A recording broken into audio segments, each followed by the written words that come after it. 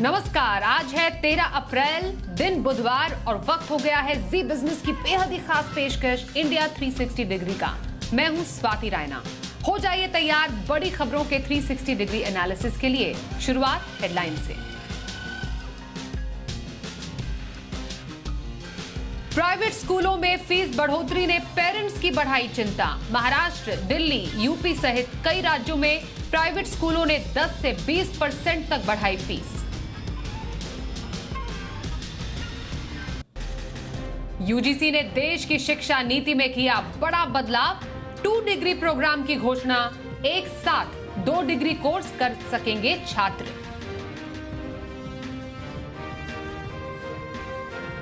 Deoghar ropeway हादसे में rescue operation में शामिल जाबाजों से आज पीएम मोदी करेंगे बात। 46 घंटे में बचाई गई थी 46 लोगों की जान।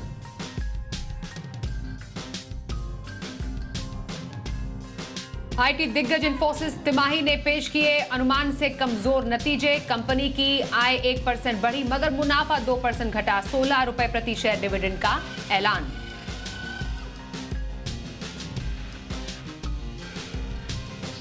लंबे वीकेंड से पहले बाजार पर दिखा दबाव। निफ्टी 55 अंक फिसलकर 17,500 के नीचे बंद। सेंसेक्स भी 200 अंकों से ज्यादा लुढ़का।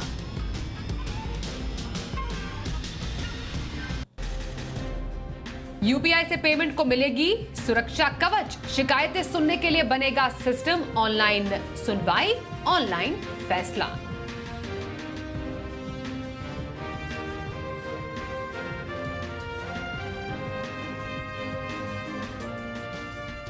अब देखते हैं दिन भर की बड़ी खबरें फटाफट।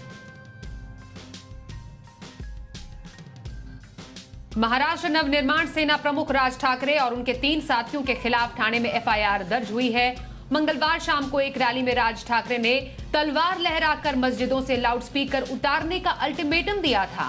साथ ही चेतावनी दी थी कि लाउडस्पीकर नहीं उतरे तो उनके कार्यकर्ता मस्जिद के सामने लाउडस्पीकर लगाकर हनुमान चालीसा का पाठ करेंगे।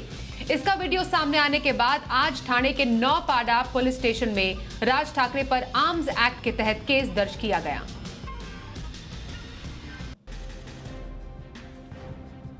बॉम्बे हाईकोर्ट ने महाराष्ट्र के बीजेपी नेता और पूर्व सांसद किरीट सोमैया को गिरफ्तारी से अंतरिम राहत दे दी है।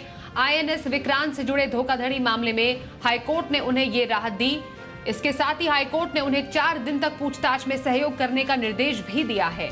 हाईकोर्ट ने यह भी कहा कि यदि सोमैया को गिरफ्तार किया जाता है तो उन्हें 50,000 रुपए की निजी मुचलके पर रिहा किया जाए। कोर्ट उनकी अग्रिम जमानत अर्जी पर 2 सप्ताह बाद 28 अप्रैल को सुनवाई करेगी।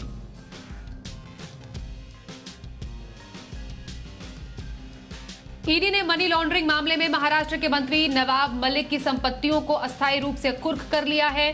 जांच एजेंसियों ने नवाब मलिक, उनके परिवार के सदस्य, सॉलिडिस इन्वेस्टमेंट्स प्राइवेट लिमिटेड और मलिक इंफ्रास्ट्रक्चर की संपत्तियों को मनी लॉन्ड्रिंग के तहत कुर्क करने का अस्थायी आदेश जारी किया है। संपत्तियों में गोवा वाला परिसर, मुंबई के कुर्ला में एक कमर्शियल यूनिट, उस्मानाबाद में 147 एकड़ कृषि भूमि, कुर्ला में 3 फ्लैट और बांद्रा में 2 फ्लैट शामिल हैं। ईडी ने मलिक को फरवरी में मुंबई में गिरफ्तार किया था। महाराष्ट्र नवनिर्माण सेना की तरफ से लाउडस्पीकर बंद करने को लेकर जिस तरह की लगातार धमकी दी जा रही है, उसके बाद शिवसेना ने उस पर करारा हमला बोला है। शिवसेना नेता और राज्यसभा सांसद संजय राउत ने कहा कि हिंदुत्व शिवसेना के खून में है। उन्होंने एमएनएस चीफ राज ठाकरे को आड़े हाथों लेते हुए बीजेपी का लाउडस्पीकर करार दिया। संजय राउत ने कहा कि जो लाउडस्पीकर बज रहा है आजकल ये बीजेपी का भोंपू है। सांसद असदुद्दीन ओवैसी के छोटे भाई अकबरुद्दीन ओवैसी के हेट स्पीच मामले में फैसला आ गया है। विशेष कोर्ट ने एआईएमआईएम नेता अकबरुद्दीन ओवैसी को 2 हेट स्पीच के मामले में बरी कर दिया है। अकबरुद्दीन ओवैसी एआईएमआईएम के अध्यक्ष और हैदराबाद के सांसद असदुद्दीन ओवैसी के छोटे भाई हैं। अकबरुद्दीन के खिलाफ पुलिस ने 2 मामले दर्ज किए थे। 8 और 22 दिसंबर 2012 को दिए गए उनके भड़काऊ भाषण के संबंध में आदिलाबाद और निजामाबाद जिलों में यह मामला दर्ज किया गया था। एआईएमआईएम नेता को 7 जनवरी 2013 को उनके भाषणों के सोशल नेटवर्किंग साइट्स पर वायरल होने के बाद गिरफ्तार किया गया था। कर्नाटक में ठेकेदार की मौत के मामले में राज्य के मंत्री ईश्वरप्पा की मुश्किलें बढ़ती जा रही हैं। ईश्वरप्पा के ऊपर ठेकेदार संतोष पाटिल को सुसाइड के लिए उकसाने का आरोप है। इस मामले में ईश्वरप्पा के खिलाफ एफआईआर भी दर्ज कर ली गई है। एफआईआर ठेकेदार संतोष के भाई प्रशांत की शिकायत पर दर्ज की गई। कांग्रेस ने इस मामले में सीएम बसवराज से उन्हें मंत्रिमंडल से हटाने और उनके खिलाफ कार्रवाई की मांग की है। ठेकेदार संतोष पाटिल बेलगावी के रहने वाले थे। उडुपी के एक होटल में मंगलवार को मृत पाए गए थे। उन्होंने पहले ईश्वरप्पा पर बिल पास करने के लिए 40% कमीशन की मांग करने का आरोप लगाया था। राजस्थान में करौली के दंगा पीड़ितों से मिलने के लिए निकाली गई बीजेपी की न्याय यात्रा को करौली पहुंचने से पहले ही रोक दिया गया। इसके बाद दौसा करौली बॉर्डर पर जमकर बवाल हुआ। पुलिस और बीजेपी कार्यकर्ताओं के बीच झड़प भी हुई। बीजेपी नेता नहीं माने तो पुलिस ने भारतीय जनता युवा मोर्चा के राष्ट्रीय अध्यक्ष तेजस्वी सूर्या, बीजेपी के प्रदेश अध्यक्ष सतीश पूनिया और सांसद मनोज राजौरिया को हिरासत में ले लिया। बीजेपी नेताओं को मेहंदीपुर बालाजी मोड़ पर ले जाकर छोड़ दिया गया। सुप्रीम कोर्ट ने उत्तराखंड सरकार से हरिद्वार धर्म संसद मामले में स्टेटस रिपोर्ट दाखिल करने का आदेश दिया है। आरोप है कि धर्म संसद में अल्पसंख्यक समुदाय के खिलाफ कथित रूप से हिंसा भड़काने वाले भाषण दिए गए थे। धर्म संसद में भड़काऊ भाषण का एक वीडियो सामने आया था, जिसमें एक वक्ता ने कहा था कि धर्म की रक्षा के लिए हिंदुओं को हथियार उठाने की जरूरत है। वक्ता ने कहा था कि किसी भी हालत में देश में मुस्लिम प्रधानमंत्री न बने।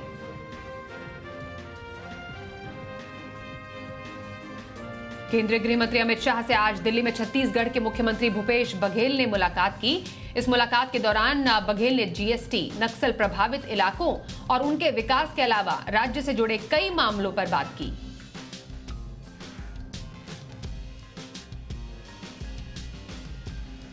केंद्र सरकार ने राष्ट्रीय ग्राम स्वराज अभियान योजना की मियाद और बढ़ा दी है। केंद्रीय सूचना एवं प्रसारण मंत्री अनुराग ठाकुर ने बताया कि पीएम मोदी की अध्यक्षता में आज हुई मंत्रिमंडल की बैठक में 5,911 करोड़ रुपए के बजट के साथ राष्ट्रीय ग्राम स्वराज अभियान को 2025 से 26 तक जारी रखने की मंजूरी प्रदान की गई। इसमें केंद्र सरकार की ओर से 3,700 करोड़ रुपए खर्च किए जाएंगे, जबकि राज्य सरकारों की ओर से 2,211 करोड़ रुपए खर्च किए जाएंगे। इस योजना के जरिए 2,78,000 ग्रामीण स्थानीय निकायों को टिकाऊ विकास लक्ष्य को पूरा करने में मदद मिलेगी। उत्तर प्रदेश में 10 रुपए से 100 रुपए तक के स्टाम्प पेपर के लिए भटकने की जरूरत नहीं होगी। प्रदेश सरकार अब 100 रुपए तक के स्टाम्प पेपर राशन की दुकान से लेकर जन सुविधा केंद्रों के जरिए भी बेचने की व्यवस्था करने जा रही है। सरकार अचल संपत्तियों के ट्रांसफर की प्रक्रिया को आसान बनाने के साथ ही पहली पीढ़ी के ब्लड रिलेशन में अचल संपत्ति के ट्रांसफर पर फीस को भी घटाकर नाम मात्र करने की तैयारी में है। सरकार 500 रुपए तक के स्टाम्प पेपर को ऑनलाइन भुगतान करके खुद डाउनलोड करने की सुविधा भी देने जा रही है। उत्तर प्रदेश के कुशीनगर जिले में दिल दहला देने वाली घटना सामने आई। यहां के खड्डा इलाके में आज सुबह नारायणी नदी में महिला मजदूरों से भरी नाव पलट गई। नाव पर सवार 9 महिलाओं समेत सभी 10 लोग डूब गए। नदी में मछली मार रहे मछुआरों ने 7 को सुरक्षित बाहर निकाल लिया, जबकि 3 युवतियां लापता हुई।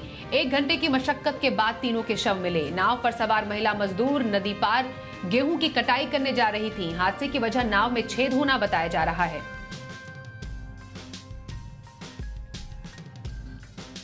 दिल्ली, राजस्थान, गुजरात और उत्तर प्रदेश में बीते कई दिनों से दिन के तापमान 40 डिग्री सेल्सियस से ऊपर बना हुआ है। इस समय मौसम विभाग ने आने वाले कुछ दिनों में गर्मी से राहत मिलने की उम्मीद जताई है। आईएमडी ने कहा कि आंशिक रूप से बादल छाए रहने से कुछ दिनों में भीषण गर्मी से कुछ राहत तो जरूर मिलेगी। आईएमडी ने बताया कि दिल्ली, पंजाब, राजस्थान और हरियाणा में बारिश के कारण तापमान में कम से कम 2 से 3 डिग्री सेल्सियस की गिरावट देखी जाएगी। आईएमडी ने भविष्यवाणी की है कि पश्चिमी हिमालयी क्षेत्रों में 16 अप्रैल तक हल्की बारिश होगी। देश में कोरोना के मामलों में एक बार फिर बड़ा उछाल देखने को मिला है। बीते 24 घंटों में कोरोना के 1088 नए मामले सामने आए हैं। मंगलवार के मुकाबले आज कोरोना के मामलों में 36% से ज्यादा की बढ़ोतरी दर्ज की गई है। मंगलवार को देश में कोरोना संक्रमण के 796 नए मामले सामने आए थे। पिछले 24 घंटों के दौरान कोरोना से 26 लोगों की मौत भी हुई। इसके साथ ही मृतकों का आंकड़ा बढ़कर 5,22,000 हो गया है। राहत की बात हालांकि ये है, कोरोना के एक्टिव मरीज लगातार कम हो रहे हैं। बीते 24 घंटे में कोरोना के 1081 मरीज रिकवर हुए। देश में कोरोना के एक्टिव मामले घटकर अब 10,870 रह गए हैं।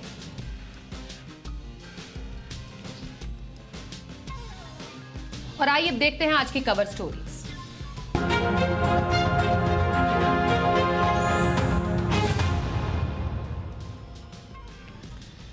स्कूलों की फीस ने पेरेंट्स की चिंताएं बढ़ा दी है। और क्योंकि स्कूलों की फीस में बढ़ोतरी की गई है। महाराष्ट्र, दिल्ली, यूपी, हिमाचल सहित देश के कई राज्यों में प्राइवेट स्कूलों ने 10 से 20% की फीस बढ़ोतरी कर दी है या करने वाले हैं। कुछ जगहों पर फीस में इससे भी ज्यादा बढ़ोतरी की खबरें हैं। प्राइवेट स्कूल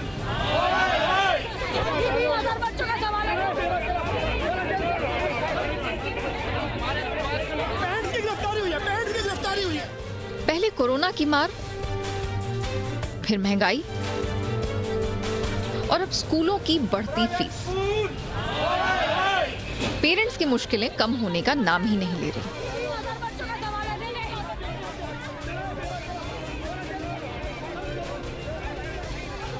निजी स्कूलों ने या तो 5 से 20% तक फीस बढ़ा दी है या नए सेशन से बढ़ाने वाले हैं, जिसका विरोध भी शुरू हो गया है। दिल्ली एनसीआर में तो अभिभावक तख्तियां लेकर सड़कों पर उतर आए हैं। Make future not money, hike standard not fee और एजुकेशन नॉट फॉर सेल जैसे स्लोगन के साथ पेरेंट स्कूल प्रशासन के खिलाफ नारे लगाते साफ देखे जा सकते हैं। स्कूल प्रबंधन का तर्क है कि कोविड के चलते 2 साल से फीस में कोई बढ़ोतरी नहीं हुई है, ऐसे में ये बढ़ोतरी जायज है। मुंबई में भी निजी स्कूलों ने कोरोना कमजोर होते ही मनमाने तरीके से 10% तक फीस में बढ़ोतरी कर दी है। मुंबई के बोरीवली के MKVV इंटरनेशनल स्कूल ने फीस तो 10% ही बढ़ाई है, लेकिन ट्रांसपोर्ट फीस 12,000 से बढ़कर 31,000 हो गई है। बोरीवली के कपोल विद्या निधि इंटरनेशनल स्कूल का कारनामा सुनकर आप चौंक जाएंगे। जिन बच्चों ने फीस नहीं भरी उन्हें फिजिक्स लैब में बिठा दिया गया, जिसे लेकर पेरेंट्स ने FIR तक दर्ज करा दी है। फीस बढ़ोतरी पर स्कूल तर्क दे रहे हैं कि लॉकडाउन में उनका बड़ा नुकसान हुआ है, जिसके चलते फीस में बढ़ोतरी की गई है। हिमाचल प्रदेश में भी निजी स्कूलों ने फीस में 8 से 10% तक की बढ़ोतरी की है, जिसका पेरेंट्स एसोसिएशन ने शिमला में विरोध किया है। वहीं हरियाणा में भी निजी स्कूलों ने फीस बढ़ा दी है। यूपी सरकार ने निजी स्कूलों को नए शिक्षा सत्र से फीस में 10% की बढ़ोतरी की छूट दे दी है। सरकार के इस आदेश का पेरेंट्स एसोसिएशन ने विरोध किया है, जिसे देखते हुए स्कूल प्रशासन ने कहा है कि वे स्कूल एसोसिएशन और पेरेंट्स से बात करने के बाद ही फीस बढ़ोतरी को लेकर कोई फैसला लेंगे।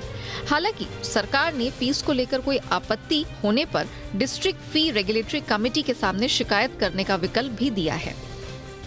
पेरेंट्स का कहना है कि महंगाई के दौर में फीस बढ़ोतरी का बोझ वो अभी झेलने के लिए तैयार नहीं है।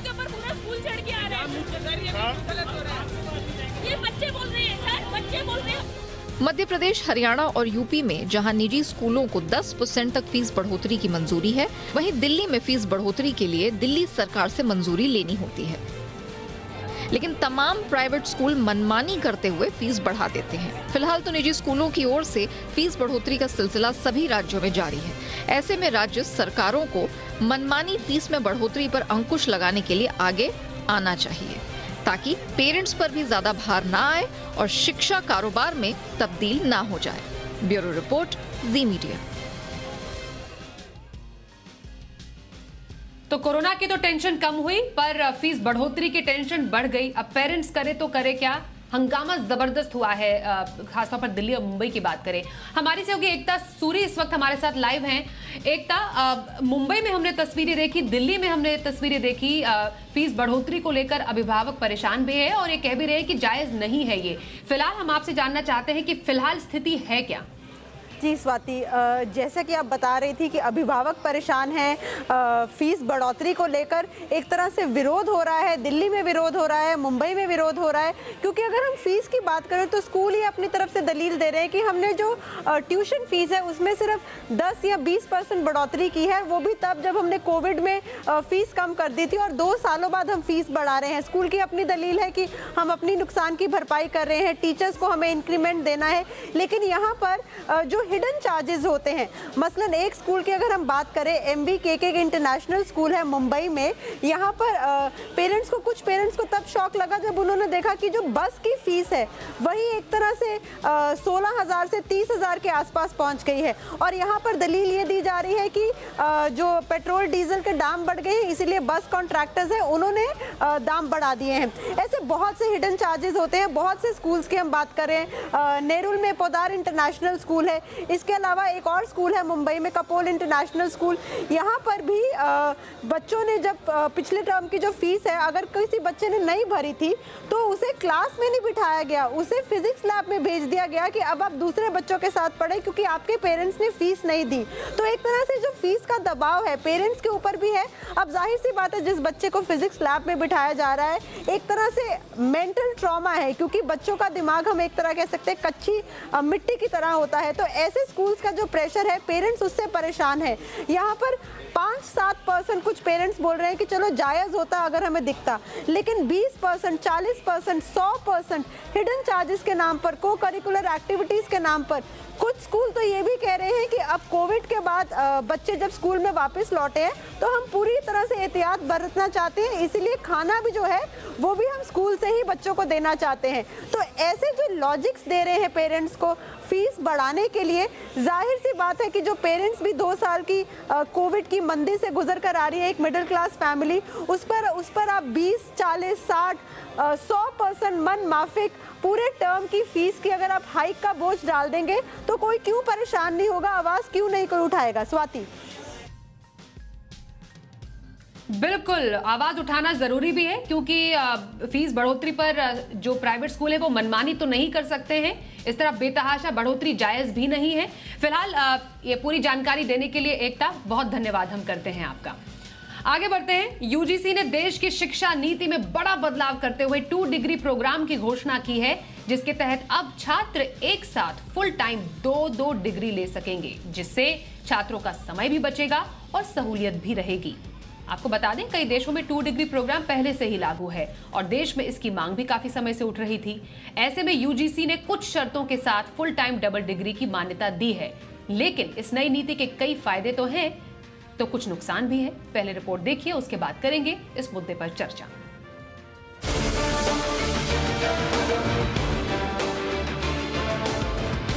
अब भारत में भी छात्र एक साथ 2 फुल टाइम डिग्री हासिल कर सकते हैं।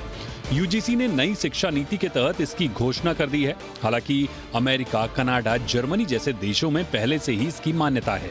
कुछ भारतीय छात्र अपना समय बचाने और एक साथ 2 डिग्री हासिल करने के लिए दूसरे देशों का रुख भी करते थे। ऐसे में छात्रों की सुविधा को देखते हुए यूजीसी अब 2 डिग्री प्रोग्राम शुरू करने जा रही है। नई नीति के तहत छात्र 3 तरीकों से एक साथ 2 डिग्री हासिल कर सकते हैं। पहला तरीका, छात्र एक ही विश्वविद्यालय में 2 तरह की अलग अलग डिग्री ले सकते हैं, बशर्ते दोनों की टाइमिंग एक दूसरे से मैच ना करे।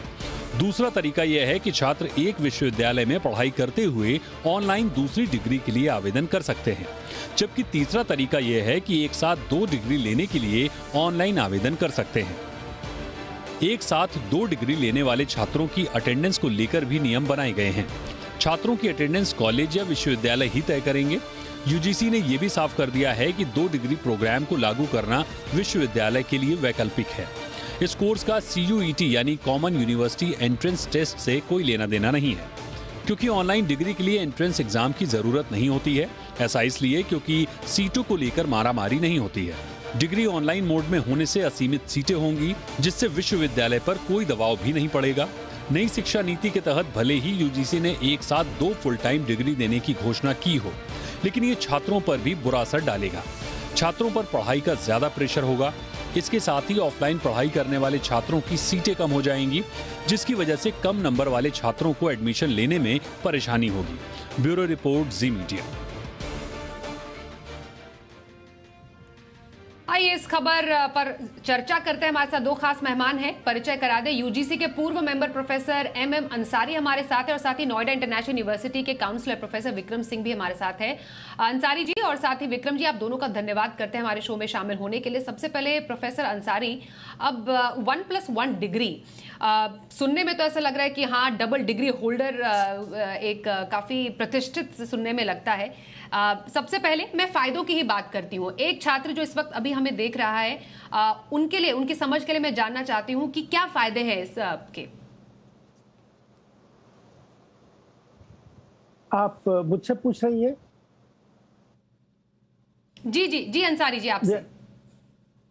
देखिए, आजकल डिग्री का कोई खास महत्व तो वैसे भी नहीं है, खास करके जॉब से कोई कनेक्शन तो है नहीं।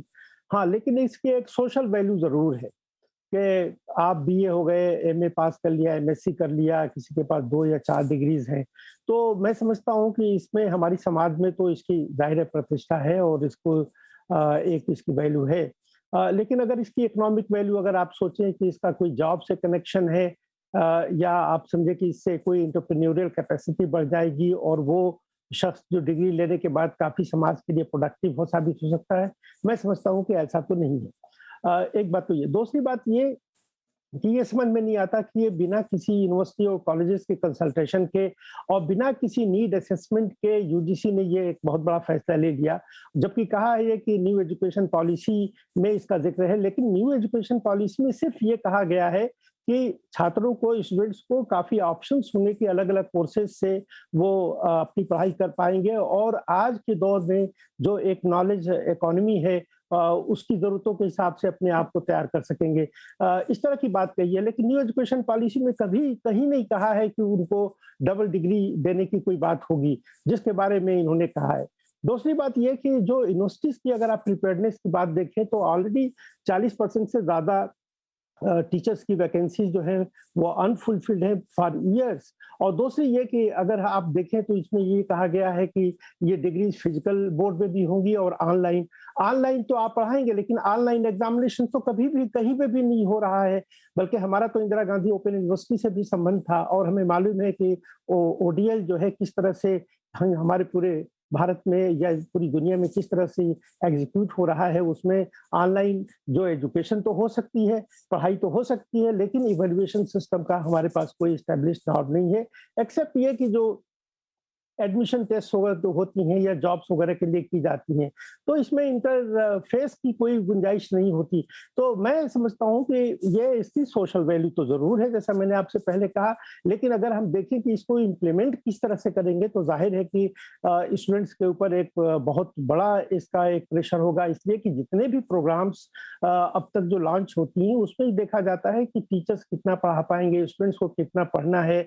और ये नॉलेज इंटेंसिव जो है तमाम कोर्सेज हो चुकी हैं जो बहुत ही डिमांडिंग है, उसमें एक डिग्री तो हासिल करना इतनी दुश्वारी होती है, ये एक्सपेक्ट करना कि स्टूडेंट जो है 2-2 डिग्री ले पाएंगे, ये कुछ समझ में बात नहीं आती। दूसरी ये कि बहुत सारा जो एग्जामिनेशन सिस्टम है उसमें ओवरलैप बहुत हो सकता है और वो जाहिर है कि बच्चों के लिए और यूनिवर्सिटीज के लिए बड़ी दिक्कतें होंगी। इसलिए मैं समझता हूँ कि यूनिवर्सिटीज और कॉलेजेस से कोई प्रॉपर कंसल्टेशन नहीं हुआ है कि आया क्या उनकी प्रिपेयर्डनेस है, क्या उनके पास ऑनलाइन पढ़ाने के लिए उनके पास इंफ्रास्ट्रक्चर है, या क्या टीचर्स ट्रेंड हैं ये काम करने के लिए।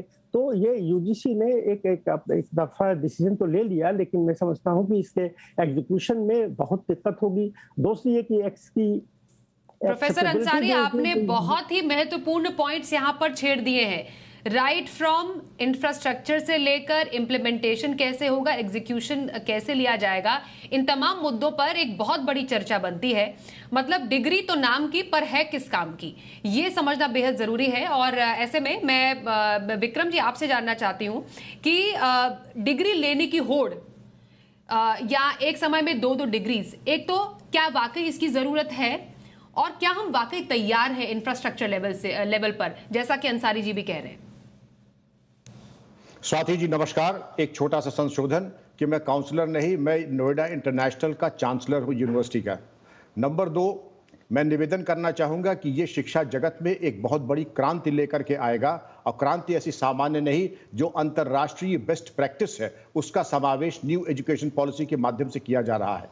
निसंदेह किसी नए कानून को, नए व्यवस्था को लाने में स्वाति जी दुश्वारियां आती हैं, कठिनाइयां आती हैं, लेकिन खूबसूरती यह है कि मौजूदा इंफ्रास्ट्रक्चर और टीचर्स की होल्डिंग के आधार पर कम से कम मैं ये दावा कर सकता हूं कि अगर साफ गोई से इसका इम्प्लीमेंटेशन किया जाए तो ये बिल्कुल डूएबल है, किया जा सकता है, इसको किया जाएगा।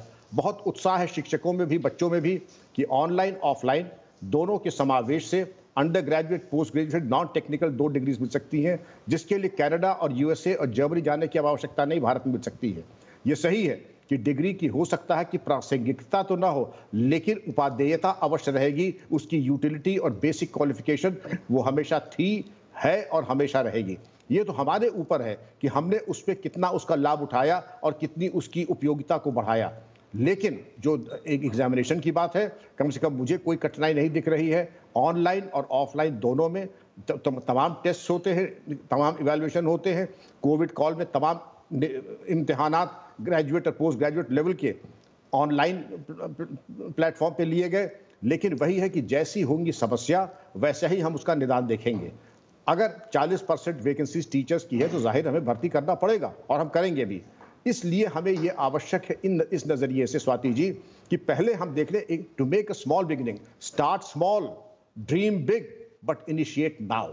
अगर हम पहले ही कह देंगे कि हम इस पे शुरू नहीं करेंगे, इसकी बड़ी एक्साइटिंग पॉसिबिलिटीज हैं और बच्चों के लिए खास तौर पे ये एक विन विन सिचुएशन है। स्वाति जी। ओके, तो विक्रम जी आप कह रहे हैं कि कम से कम शुरुआत तो हुई सही, जो चैलेंजेस हैं उनको धीरे धीरे करके दूर करने की जरूरत है, लेकिन हाँ यहाँ पर बहुत सारे चैलेंजेस को दूर करने की गुंजाइश भी है। प्रोफेसर अंसारी, क्या आप ये बात मानेंगे कि अभी आजकल के टाइम में माने कोई डिग्री कोर्स करना है, स्पेशलाइज कोर्स करना है, तो जो बच्चे हैं वो बाहर की यूनिवर्सिटीज का रुख करते हैं। हर बच्चा तो अफोर्ड नहीं कर सकता है, लेकिन मैं एक पर्टिकुलर वर्ग की अगर बात करूं, या कुछ बच्चे जो अफोर्ड कर सकते हैं, जहां पर 2 डिग्री कोर्स ऑलरेडी है, अमेरिका, कनाडा, जर्मनी हो गया, रूस हो गया, इटली हो गई। तो ये जो एक तरीके से ब्रेन ड्रेन की समस्या है, जो है हमारा टैलेंट बाहर चला जाता है, उससे इस तरीके का जो प्रोग्राम है वो दूर करेगा। देखिए, मैं जो समझता हूँ वो ये कि हमारे यहाँ जो ये डबल डिग्री की जो स्कीम पॉलिसी जो लॉन्च की जा रही है, इसका हमारा आउट माइग्रेशन से कोई संबंध नहीं है। हमारे जो बच्चे जो बाहर जाते हैं वो जो मेडिकल और इंजीनियरिंग, टेक्निकल और प्रोफेशनल कोर्सेज के लिए जाते हैं, जिससे उनकी एम्प्लॉयबिलिटी इंप्रूव होती है या उससे उनकी एंटरप्रेन्योरियल कैपेसिटी बढ़ती है, जिससे वो अपने बिजनेसेस कर सकें। यहाँ पे जो महज जो बात हो रही है वो बीए और बीएससी डिग्रीज की बात हो रही है, और मैं समझता हूँ कि बीए बीएससी डिग्री जो आजकल जो हमारी यहाँ ज्यादातर यूनिवर्सिटीज और कॉलेजेस प्रोवाइड कर रही हैं, वो जाहिर है कि वो किसी भी लेवल पे, इंटरनेशनल लेवल से वो मैच नहीं करती। अगर आप देखें कि हमारी जो कितने कॉलेजेस या कोर्सेज जो है वो एक्रेडिटेशन लेवल एक नॉर्मल स्टैंडर्ड कोई वो क्वालिफाई कर रही हैं, तो बहुत कम यूनिवर्सिटीज हैं और बहुत ऐसे कम कॉलेजेस हैं जहाँ की जो एजुकेशनल क्वालिटी जो है वो इतनी बेहतर हो कि आज के दौर में इन बच्चों को बिजनेसेस में या उनको एम्प्लॉयमेंट में रखा जा सके। देखिए, ये एक बहुत बड़ा सवाल ये है कि हमारे यहाँ जो इशू है वो एक क्वालिटी ऑफ रेलेवेंट प्रोग्राम्स की है। क्या उसकी क्वालिटी है? क्या आजकल की जो इकोनॉमी की जो रिक्वायरमेंट्स है मैन पावर की, क्या उसके मुताबिक जो हमारे कोर्सेज हैं? अगर ऐसा नहीं है तो मैं समझता हूँ कि ये एक महज जो है एक पॉपुलिस्ट एक प्रोपेगेंडा होगा या पॉपुलिस्ट पॉलिसी है, जिसका एक वाइड कंसल्टेशन होनी चाहिए तमाम कॉलेजेस यूनिवर्सिटी से। और ये देखते हुए कि हमारे पास जो 4 करोड़ के आसपास जो बच्चे यूनिवर्सिटीज में और कॉलेजेस में एडमिशन ले रहे हैं, उनकी आज की दौर में जरूरत क्या है? उनकी डबल डिग्री की जरूरत नहीं है, बल्कि उनकी जरूरत यह है कि उनको इस तरह से तैयार किया जाए ताकि आज की जो हमारी जो नॉलेज इकोनॉमी है, जो टेक्नोलॉजी प्रोपेल्ड इकोनॉमी है, उसमें आसानी से वो अच्छी तरह से वो अपने आप को कंट्रीब्यूट कर सके। ये हमारी जरूरत थी। अच्छा, दूसरा ये कि ये कहना कि ऑनलाइन ऑफलाइन एग्जामिनेशन हम बहुत आसानी से कंडक्ट कर लेंगे। आज बताएं कि आज कहीं भी age of today online examinations कहीं पर भी नहीं हो रही है डिग्री प्रोग्राम्स के लिए। मैं कह रहा हूँ, मैं एडमिशन की बात नहीं कर रहा, जो ये इंजीनियरिंग या मेडिकल टेस्ट के लिए होती हैं, लेकिन जो डिग्री प्रोग्राम्स हैं जिसमें वो मुख्तलिफ जो अलग अलग कोर्सेज होती हैं, उसका ऑनलाइन एग्जामिनेशन कहीं नहीं हो रहा है, बल्कि उनका एक तरीका है जो रिटन एग्जामिनेशन होती है, जिससे स्टूडेंट्स की जो डिफरेंट कैपेसिटीज हैं उनको एसेस की जाती हैं। उसकी तैयारी हमारे पास बिल्कुल नहीं है। अच्छा, दूसरी ये कि यूजीसी की अपनी ही गाइडलाइंस है कि किस तरह का प्रोग्राम स्ट्रक्चर होगा, कितनी आवर्स की टीचिंग होगी, स्टूडेंट्स की तरफ से सेल्फ लर्निंग कितना होगा, कोर्स मटेरियल किस तरह की होगी। वो जाहिर है कि ये जो पॉलिसी अनाउंसमेंट किया है यूजीसी के अपने जो प्रोग्राम स्ट्रक्चर्स हैं और उससे ये कॉन्फ्लिक्ट में आएंगे। मैं समझता हूं कि इसको बहुत ही थॉरली एग्जामिन नहीं किया गया है और ये पूरे देश में इसको इम्प्लीमेंट करने में ये मैं समझता हूं कि उसके लिए तैयारी नहीं है। मैं ये नहीं कह रहा कि ये नहीं होना चाहिए, अच्छी बात है, लेकिन उसके लिए हमारी प्रोफेसर अंसारी, आप समझ रहे हैं कि इस लेवल पर प्रोग्राम को इंट्रोड्यूस करने की आपका मानना है कि तैयारी नहीं की गई। विक्रम जी के जो तर्क हैं आपसे अलग हैं, क्योंकि इस तरीके से ही डिबेट आगे बढ़ती है। विक्रम जी, अब ये फाइनेंशियली तैयारी भी जरूरी है। क्या हर कोई 2 डिग्री अफोर्ड कर सकता है एक साथ? अगर मानिए 2 जगह पर पढ़ाई करनी है, 2 कोर्सेज की पढ़ाई करनी है, अब 2-2 डिग्री लेकर कोई छात्र है तो बैठ जाता है, या 2 डिग्री एक साथ कर रहे हैं तो किसी का हक तो नहीं मारा जाएगा? बिल्कुल सही कहा आपने स्वाति जी। ये एक केवल बच्चों को विकल्प दिया गया है एक स्वस्थ इकोसिस्टम में कि बच्चा अगर चाहे, अगर उसकी आवश्यकता है, अनिवार्यता है और उसके संसाधन ऐसे हैं कि 2 डिग्री ले सकता है। लेकिन मैं नहीं समझता हूं कि ऑनलाइन में तो कोई किसी तरह के कोई व्यवधान की तो बात ही नहीं है, या किसी तरीके के किसी की जगह लेने की बात है। और रही बात इसकी, मैं नहीं समझता हूं कि बहुत ज्यादा बच्चे डबल डिग्रीज के लिए आएंगे। अगर आज मुझे पूछे मेरी यूनिवर्सिटी में, मैं नहीं समझता हूं कि 5% ज्यादा बच्चे इसके लिए कीन भी होंगे। अगर 5% बच्चे के लिए हम केटर करके कुछ शुरू करते हैं, ये मान के चलिए 2 या 3 साल तक अगर ये बच्चे की संख्या 10% हो जाती है, 15% हो जाती है, तो हम अपने संसाधनों से जो एग्जिस्टिंग संसाधन है उसमें इनको भली भांति एकोमोडेट करके एग्जिस्टिंग संसाधनों से, टीचर्स से, इंफ्रास्ट्रक्चर में हम इनको निकाल सकते हैं, करा सकते हैं। लेकिन पहले हम इसको देखें, it is better to try and fail than not to try at all. मैं यही कहता हूं, पहले आप प्रयास तो करें, एक ईमानदार स्टेप तो आगे बढ़ाएं। कठिनाई तो ऐसा कोई कानून और ऐसा कोई कदम नहीं है जिसमें कठिनाई नहीं आएगी, और कठिनाई का समाधान एग्जिस्टिंग संसाधन से पहले करें और बाद में हम बजट की मांग करें और अतिरिक्त संसाधन की मांग करें। लेकिन मुझे इसमें नहीं लगता है कि कोई बहुत ज्यादा अतिरिक्त संसाधन की जरूरत पड़ेगी। एक दफा अगर आप अब शुरू कर दें, क्या हर बच्चा डबल डिग्री चाहेगा? आज के हालात तो ये कि बच्चा 1 डिग्री के लिए भी मैं समझता हूं कि बहुत ज्यादा अपने को सक्षम नहीं मानता है।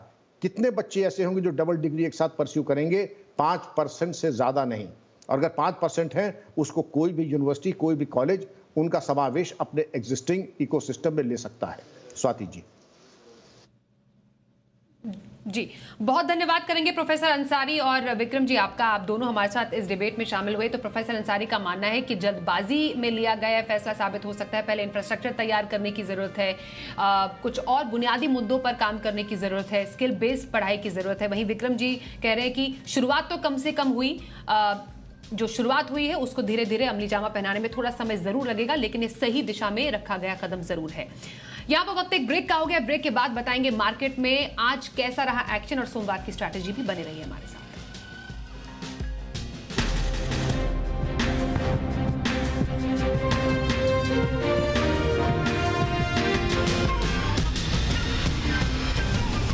अंडरवेट होने से व्यक्ति लो इम्यूनिटी व तनाव का शिकार हो जाता है। न्यूट्रिला वेट गेन से आप 1 माह में 3 से 5 किलो वजन बढ़ा सकते हैं। एक एक डिटेल, फुल क्लैरिटी। टीवी पे भी क्रिकेट मैच एकदम ऐसा ही देखना मांगता है। बड़े टीवी का प्रिस्क्रिप्शन मिल सकता है? ये सवाल क्रोमा एक्सपर्ट से पूछो।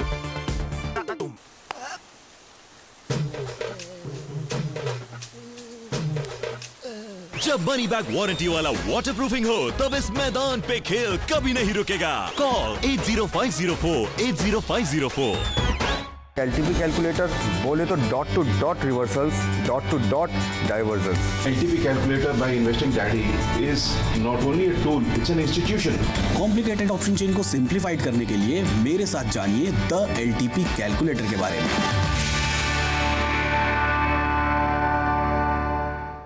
स्टॉक मार्केट की स्ट्रेटेजी, लाइव ट्रेडिंग और नेटवर्किंग पर मंथन। देश के बड़े मार्केट एक्सपर्ट्स के साथ Elon Markets presents face-to-face mega trading conclave in association with Rigi title sponsor Espresso broking partner 26 से 29 अप्रैल गोवा। आज ही रजिस्टर करें elonmarkets.com पर।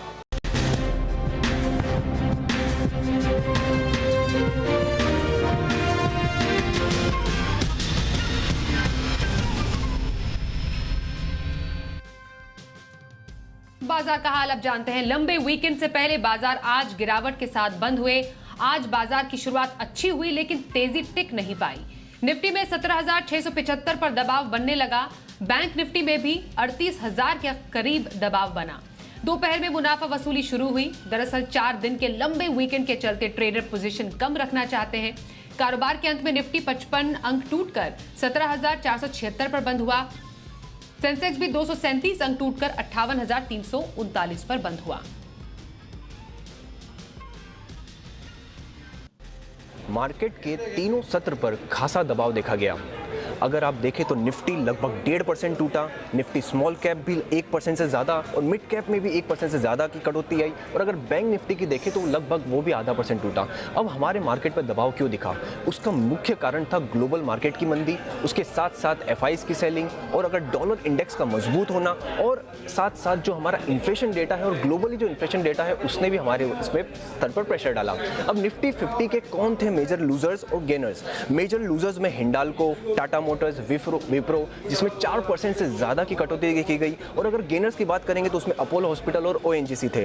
और अगर अब बात करी जाए तो NSE 500 के इसमें कौन से थे मेजर गेनर्स? उसमें गुजरात अंबुजा एक्सपोर्ट्स और गोदफ्रे फिलिप्स जो लगभग उसमें 20% की तेजी देखी गई। और अगर टॉप लूजर्स की बात करें तो उसमें L&T technology services, persistent system, Sanofi India, इसमें भी लगभग 7% से ज़्यादा की कटौती देखी गई।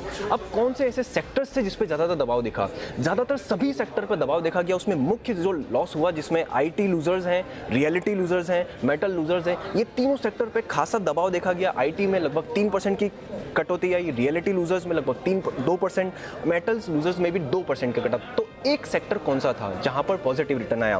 वो है एनर्जी गेनर्स। उसमें लगभग 2.3% का गेन आया और उसमें भी मेजर गेनर्स थे गेल, ONGC और NTPC। इस कारण ओवरऑल देखा जाए तो इस हफ्ते मार्केट प्रेशर में रहे और मुख्य कारण ग्लोबल FIIs, डॉलर इंडेक्स, बाकी सब और इन्फ्लेशन डेटा ये मुख्य प्रेशर के कारण रहे। और मार्केट में एक्शन पर चर्चा के लिए हमारे साथ सेठी फिनमार्ट के MD विकास सेठी है। विकास जी, इस पूरे हफ्ते लगातार बाजार पर एक प्रेशर बना हुआ रहा। अब फिलहाल आगे की स्ट्रैटेजी क्या रखने की सलाह देंगे? देखिए स्वाति, जिस तरीके से बाजार का माहौल है और आज तो एक तो F&O की वीकली एक्सपायरी थी और दूसरा हम अब 4 दिन की छुट्टियों के पहले लोगों को एक पोजीशन बनाने में भी थोड़ा रिस्क रहता है, वेदर तेजी की या मंदी की। तो उस कारण से भी बाजार में कोई ज्यादा एक्टिविटी नहीं थी, रेंज बाउंड बाजार थे। बट 2-3 दिनों से बाजार में बिकवाली देखी जा रही है। एक तो FIIs की जो रिलेटेड सेलिंग है उसके कारण से भी कमजोरी है और दूसरे जो नतीजे भी आ रहे हैं जैसे IT कंपनीज के नतीजे, वो मतलब कोई इनलाइन है या खराब ही है बाजार के उम्मीदों से। तो मुझे लगता है थोड़ा बाजार में कॉशियस रहना है। स्टॉक स्पेसिफिक एक्टिविटी जरूर चालू है।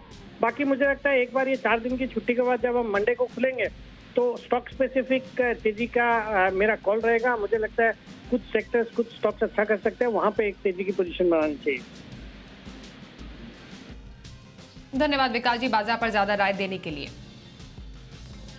डिजिटल ट्रांजैक्शंस में बढ़ती शिकायतों को देखते हुए NPCI यानी national payment corporation of India इस साल सितंबर तक ऑनलाइन डिस्प्यूट रेजोल्यूशन सिस्टम तैयार करने का उसने निर्देश दिया है। NPCI ने यह आदेश बैंकों, payment service providers, third party application को दिया है। NPCI ने साफ कहा है कि जो इसे तैयार नहीं करेगा उसे नए ग्राहकों को जोड़ने से रोक दिया जाएगा।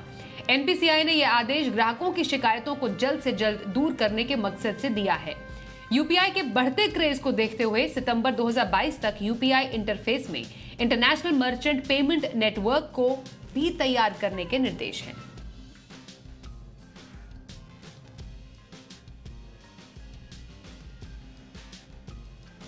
IT दिग्गज इन्फोसिस तिमाही ने अनुमान से कमजोर नतीजे पेश किए हैं। कंपनी की आय 1% बढ़ी है मगर मुनाफा 2% घटा है। चौथी तिमाही में कंपनी की आमदनी 31,897 करोड़ रुपए से बढ़कर 32,276 करोड़ रुपए हो गई है मगर मुनाफा घटकर 5,686 पर आ गया है। इन्फोसिस के मार्जिन में भी कमी आई है, ये 23.5% से बढ़कर 21.5% हो गई है। अट्रिशन यानी नौकरी छोड़ने वालों को लेकर भी चिंता बढ़ी है। कंपनी में अट्रिशन 25% से बढ़कर 28.25% हो गई है। हालांकि अच्छी बात यह है कि कंपनी के डिजिटल बिजनेस की ग्रोथ बढ़कर 59% हो गई है। इन्फोसिस ने 16 रुपए प्रति शेयर डिविडेंड का भी ऐलान किया है।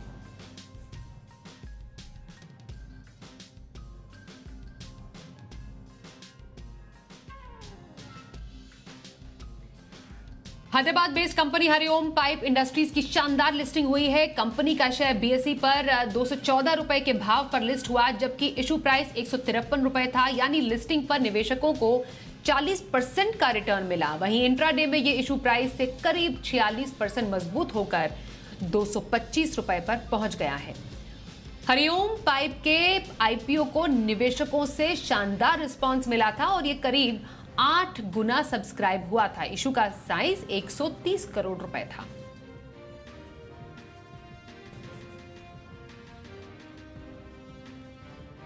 भारत खुद के भविष्य की लड़ाई के लिए अपने आप को तैयार कर रहा है। इसके लिए बहुत जरूरी है कि भारत आत्मनिर्भर बने।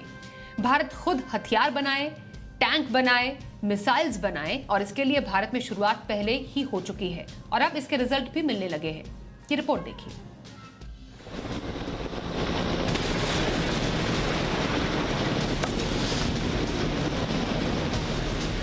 उत्तर भारत की बर्फीली चोटियों के करीब हेलीकॉप्टर से एक मिसाइल दागी गई।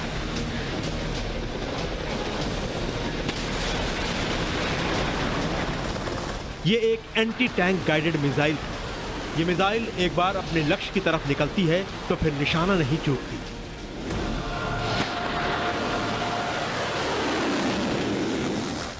ये मिसाइल दुश्मन के टैंक को तबाह करके ही दम लेती है। इस मिसाइल का नाम है हेलिना।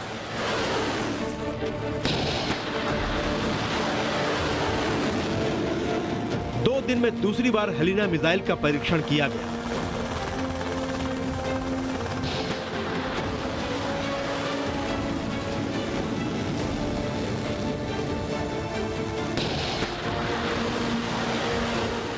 इससे पहले सोमवार को पाकिस्तान की सीमा से 230 किलोमीटर दूर जैसलमेर के पोखरण में हेलिना मिसाइल का कामयाब परीक्षण किया गया था।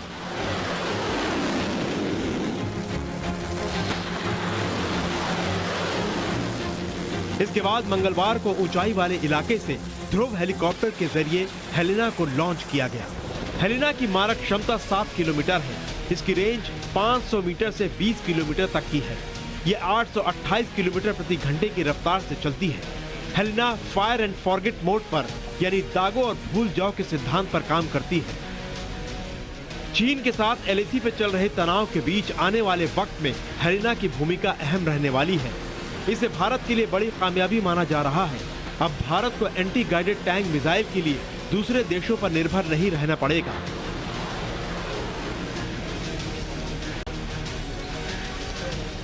अब देखिए भारतीय सेना की तैयारी की दूसरी तस्वीर। इसे इन्फेंट्री प्रोटेक्टेड व्हीकल यानी IMPVS कहते हैं। सेना को इसकी पहली खेप मिली है।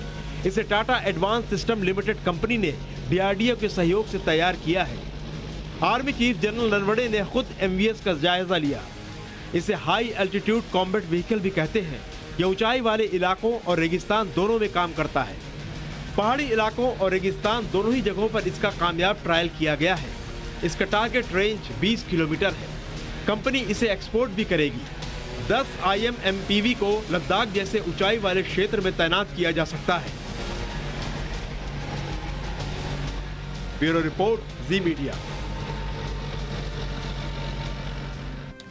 अब बात खरगोन हिंसा की। मध्य प्रदेश में रामनवमी के दिन भड़की हिंसा को लेकर एक्शन जारी है। आरोपी पकड़े जा रहे हैं। इस बीच दिग्विजय सिंह के एक ट्वीट पर भी विवाद तेज हो गया है। हालांकि दिग्विजय सिंह कह रहे हैं कि उन्होंने ट्वीट डिलीट कर दिया था और उनके खिलाफ बीजेपी एजेंडा चला रही है। तो दूसरी ओर इस सियासी रार के बीच ये सवाल भी बाकी है कि आखिर रामनवमी पर नफरत का पत्थर किसने फेंका। तो आइए आपको खरगोन के एसपी की जुबान सुनाते हैं खरगोन की दंगा रिपोर्ट।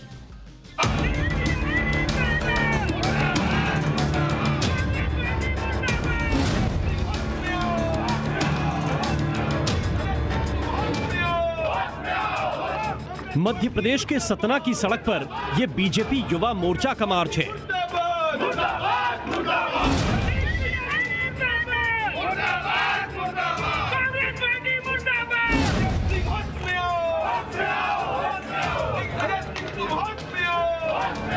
ये मार्च कांग्रेस पार्टी के खिलाफ है।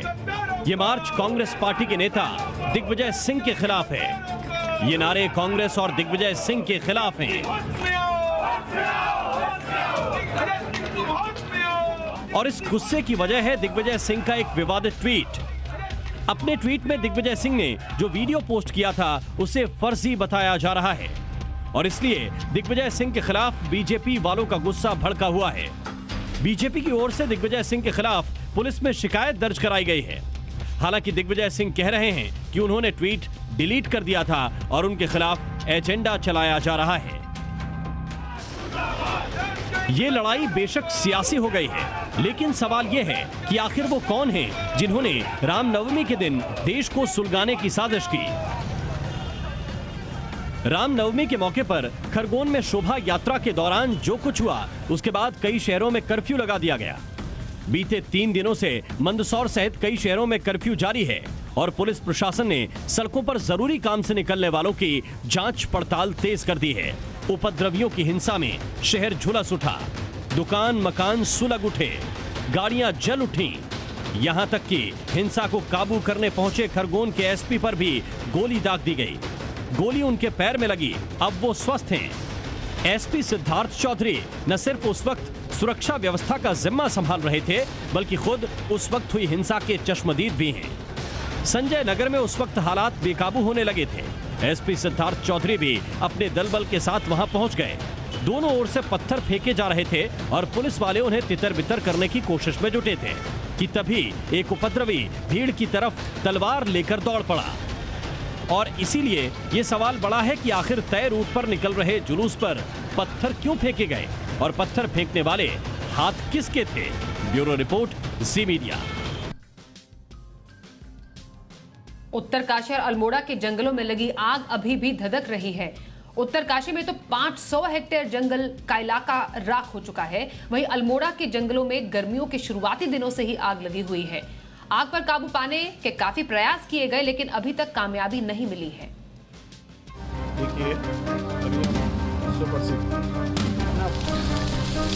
उत्तरकाशी में नेहरू पर्वतारोहण संस्थान के आसपास के जंगलों में लगी भीषण आग पर अभी तक काबू नहीं पाया जा सका है।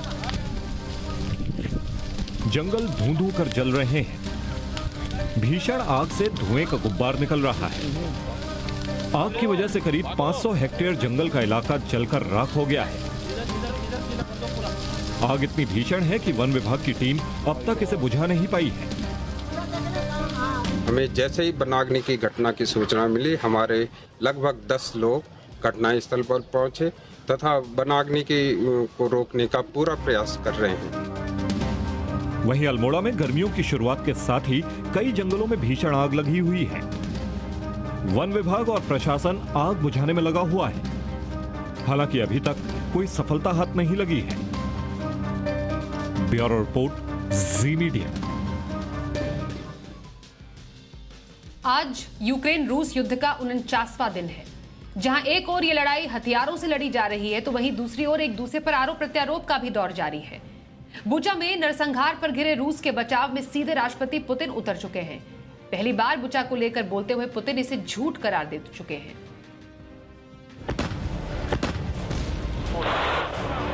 युद्ध का 49वां दिन। बुचा में मिली सैकड़ों लाशें।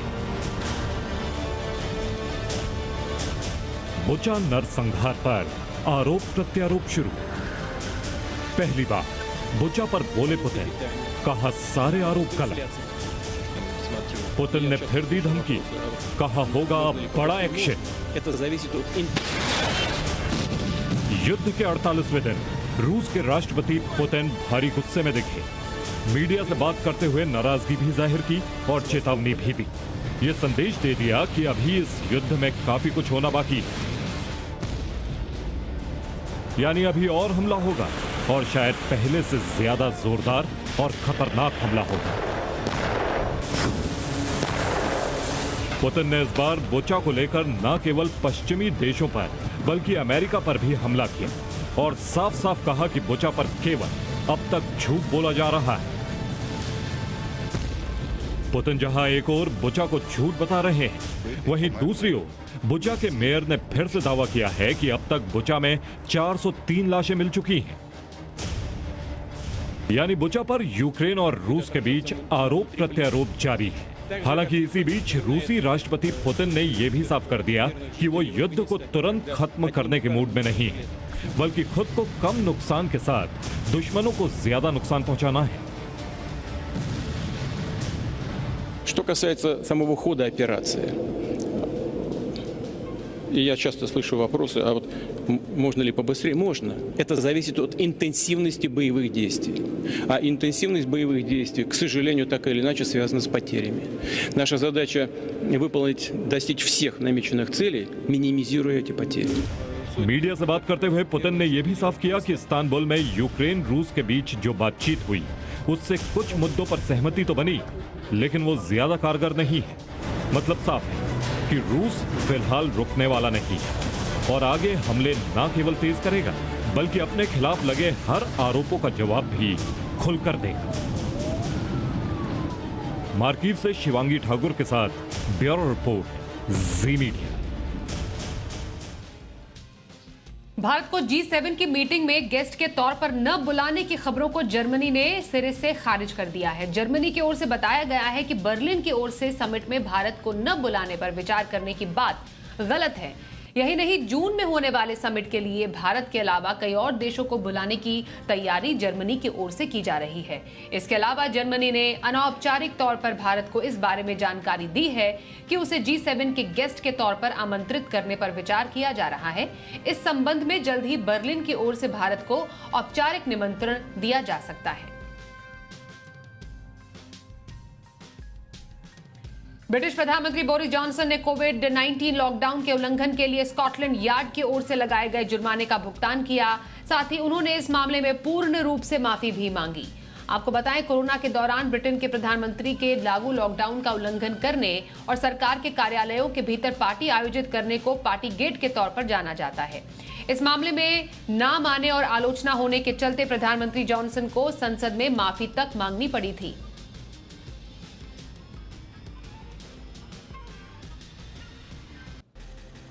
पाकिस्तान में भले इमरान खान की पार्टी सत्ता से बाहर हो गई हो, लेकिन उनकी पार्टी पीटीआई ने अपना संघर्ष जारी रखने की बात कही है।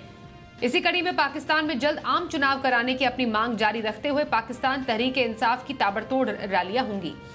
एक बैठक में पार्टी ने लोगों को लामबंद करने के लिए कई सार्वजनिक सभाएं और सम्मेलन आयोजित करने का फैसला किया है। पीटीआई कराची, पेशावर के बाद लाहौर में भी रैली निकालेगी। इस बैठक की अध्यक्षता पाक के पूर्व पीएम इमरान खान ने खुद की।